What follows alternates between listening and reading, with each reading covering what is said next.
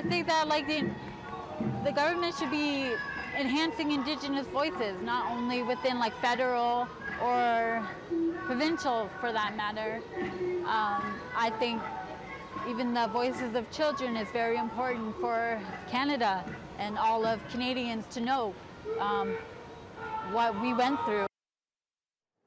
Well, Sylvia McAdam is the co-founder of Idle No More, a movement that promotes environmental protection and Indigenous sovereignty. And she joins me now from Saskatchewan. Sylvia, great to have you on the program. This was the first ever National Day for Truth and Reconciliation. What does this day mean for the Indigenous people of Canada, that this awful history is being acknowledged and recognized? I think it's a good starting point to a very, very problematic history here in what is now referred to as Canada. But we have to also keep reminding the colonial states, the British monarchy, that Canada is still a colony. It is still a colony, and it's still entrenching and enforcing colonial laws. And what happened here is there are crimes against humanity, and people need to be held accountable. Children died, allegations of murder, allegations of abuse, sexual abuse, horrendous crimes were committed against children. And I think at this time, Canada needs to hold these people accountable. Also, at the very core of this is land. Canada cannot continue to use the doctrine of discovery, which is referred to as the underlying title, to assert fictional title to all of Turtle Island, to all of Canada. That still has to be dealt with. I just want to, for our viewers who don't understand the significance of the orange, because I can see that you're wearing an orange shirt, and we're seeing a lot of people in the video wearing orange shirts. This new holiday also coincides with Orange Shirt Day. Can you explain to us the significance of what that means?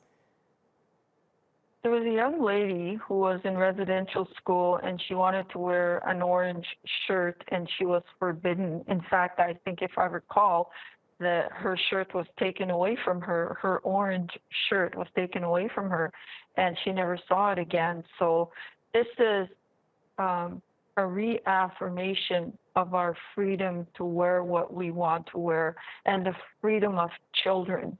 And that's a constant battle in this colonial state. And Canada needs to be held accountable. Again, it's about accountability. I'm located on what is referred to as Treaty 6, the numbered treaties. These treaty terms and promises is what created Canada. And the Indian residential schools, the day schools, are in violation of those treaty terms and promises. Right now, Canada is going through compensation of the Indian day schools, and I'm a product of that. And there was horrendous abuse done to young people during that time. It's not historical. It's not. And it's still an ongoing issue here that the world needs to know about. Yeah, you say there needs to be more accountability, and Prime Minister Justin Trudeau has called for unity on this day, but also reiterated this day is for all Canadians. What do you have to say to the government and how they've handled all of this, especially with the discovery of the thousands and thousands of unmarked graves in recent months? Well, you know, my family right now, we're signing an agreement with an organization to look for the bodies of children that ran from the priest and the Indian agents and the police, and they died in those areas. And those bodies and those graves need to be marked. So what I would tell to Prime Minister Trudeau is quit fighting the human rights complaint that is before you. Like, quit fighting it. They've been fighting the human rights complaint for 14 years, and it was launched by Dr. Cindy Blackstock. And yesterday, the courts decided that Canada must be held accountable for the harms done against children that were apprehended from parents. So there's this ongoing issues about things that Canada doesn't want the world to know about. So today, Prime Minister Trudeau needs to stop fighting.